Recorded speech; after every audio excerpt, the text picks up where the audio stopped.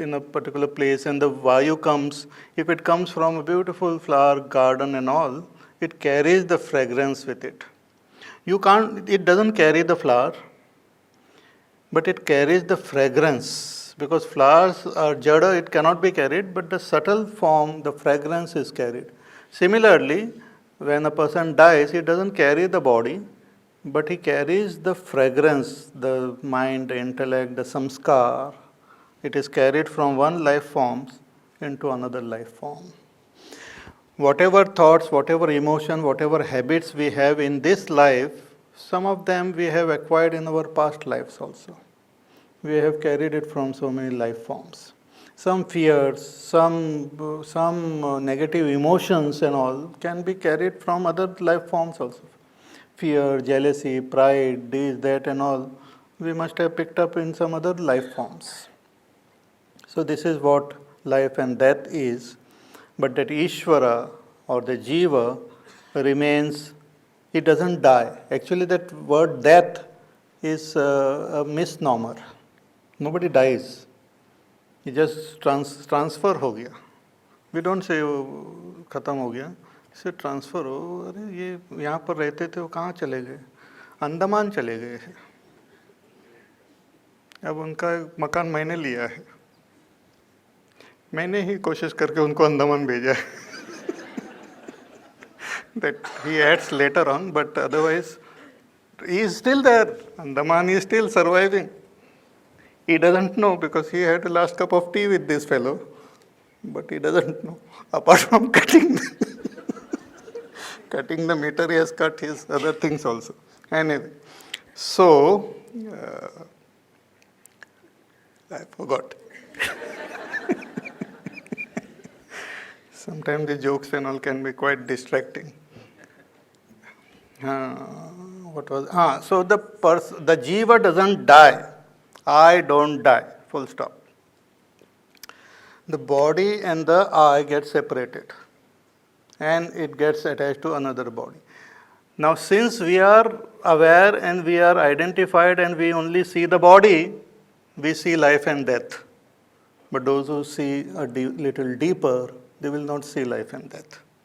For them, there is no life, there is no death. They are always there. The jiva also always there.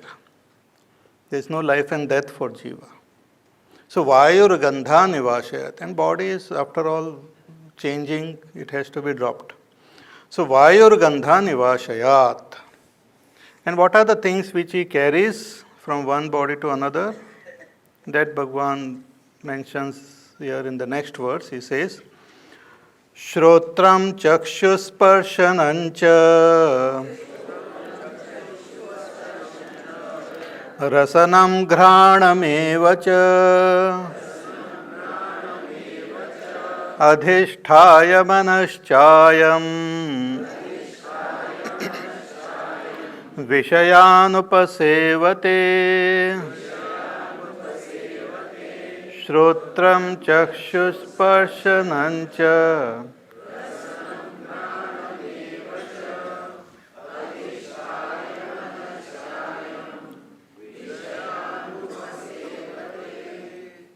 These are the things which he carries, the sense organs, the mind. It represents all the sukshma sharir.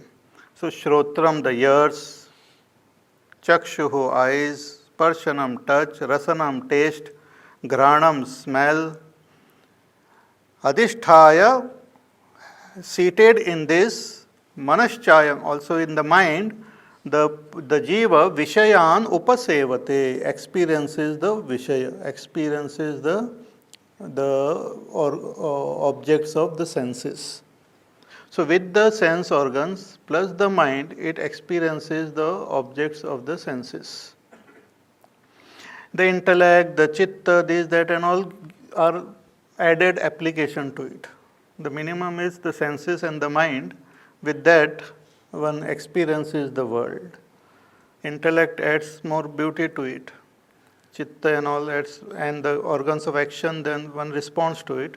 But through these senses and the mind, one experiences the joys and sorrows of this world. So this is the jiva. And this is the story of the jiva. So after explaining the story of the jiva, Bhagwan in the next verse reveals that one has to recognize this jiva as that pure self. Otherwise, this samsara will go on. This is called samsara, going from one life form to another life form, carrying our samskar with us, is all samsara. And it will go on and on and on and on. There is no end to it. Unless we recognize ourselves, this samsara will go on. People for a short time, they derive certain happiness and they feel they will always get this happiness, so they don't want to come out of this samsara. We have a very weak memory. We don't have memory of the sorrows. I don't know whether it is some psychological thing that we tend to forget the sorrows. Some people remember, but we tend to forget sorrows. So when the joy, great joy is there, then sorrow comes and all, we forget it. Then again the joy comes. So for a short time that joy is there, but most of the time we are in trouble only, caught up in different types of life forms. So Bhagwan says that you should try to escape from it, try to release yourself from this bondage. And that can be done only in the human form. In animal bird form it is not possible. And for a short period we get this human form, it's an opportunity, and one who makes use of that opportunity becomes free, and one who doesn't use is bound. So that is what now Bhagwan says in the next verse, very important verse. Bhagwan says, Utkramantam stitam vapi bhunjanam va gunanvitam vimudhananupashyanti Pashyanti jnana chakshushaha Utkramantam stitam vapi bhunjanam va gunanvitam.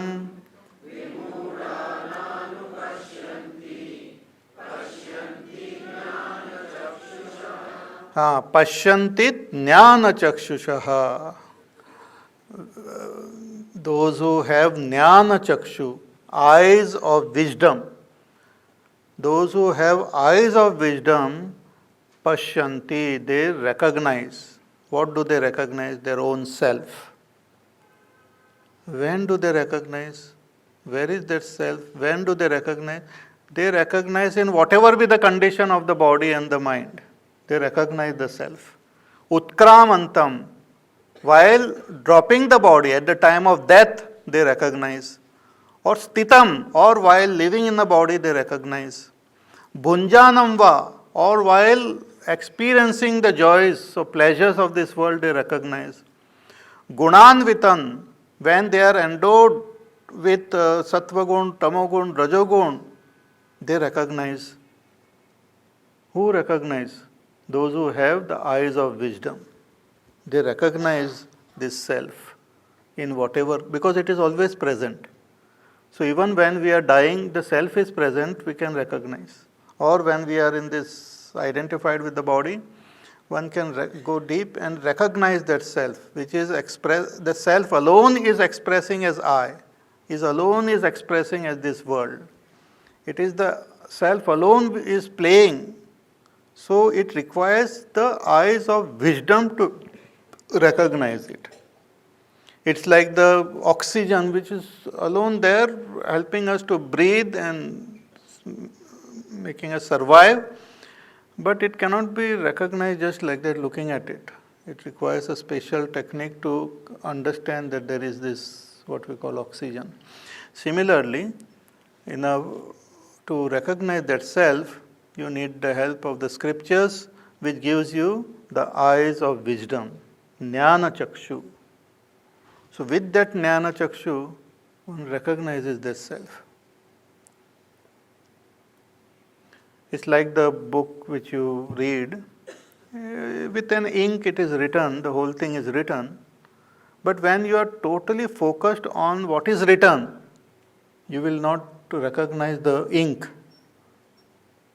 But if a person wants to recognize the ink, he can take up any word and can recognize it. No, I want to take good word and all. Bad word also you take and you will recognize the ink. Because behind every word, the ink is there. Without that ink, words are not there. So behind every experience, that self is alone is there. So person who has jnana chakshu, even if he gains that jnana chakshu when the time for the body has to be dropped has come, and as the body is being dropped, he can recognize the self. Say, there I am.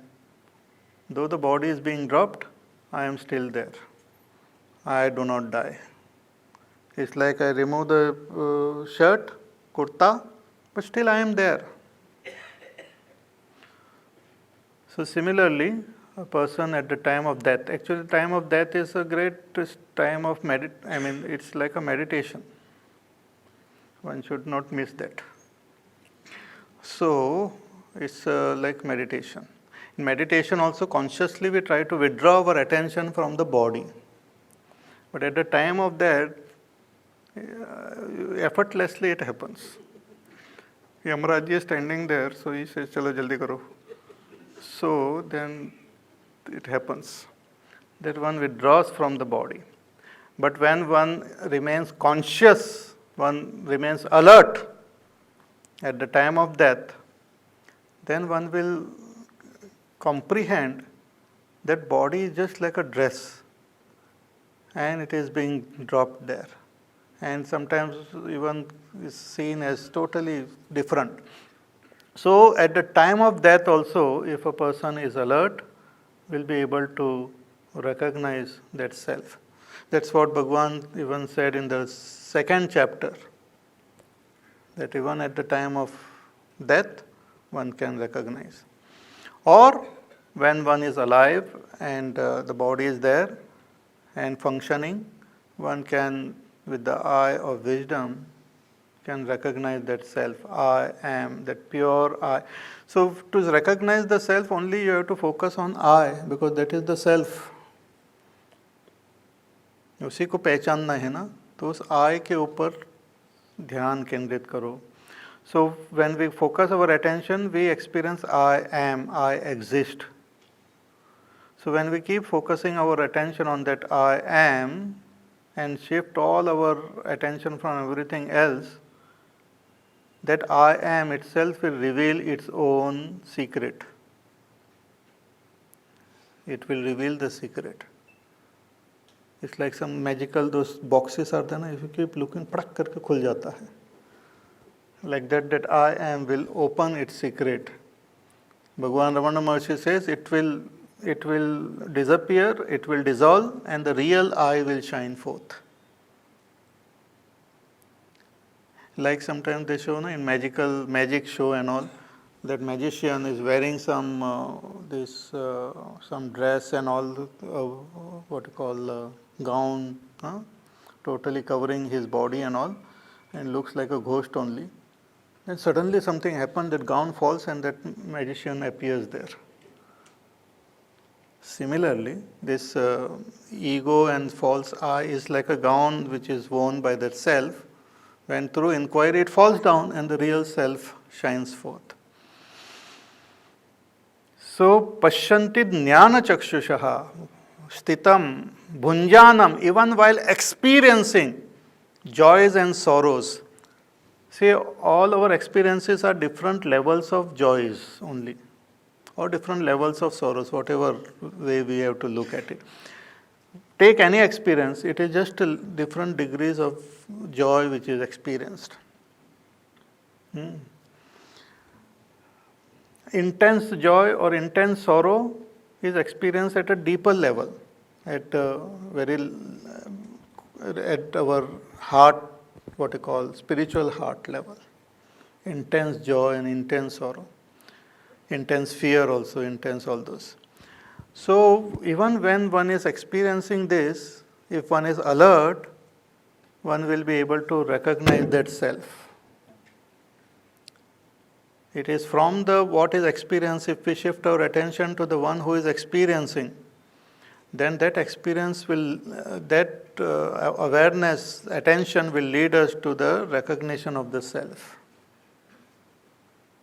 Like I am looking at the flower, so normally when I look at the flower, the whole attention is on the flower. But then you just shift your attention to the eyes which are looking at the flower, to the eye who is looking at the flower. And then suddenly you come to know that you not only are aware of the flower, but you are also aware of the eye who is looking at the flower. That means your whole attention is shifted. There is a paradigm shift. So this paradigm shift can happen even while experiencing joys and sorrows of this world. They are to be utilized. When one becomes happy or unhappy, immediately we should take that opportunity to recognize the self. Even sorrow, because sorrow makes a person more शांत हो जाता है sorrow में. Joy में उछल कूद करने लगता है. Sorrow में थोड़ा सा ऐसा, what happened now? I am very sad, you know. Why you are so quiet now? Don't talk to me now. So, that is a good opportunity to go and recognize the self. In fact, even Arjuna in his sorrow only he approached Bhagavan Krishna. Gautam Buddha, because of sorrow only he recognized his self. Sorrow can be quite interesting phenomena.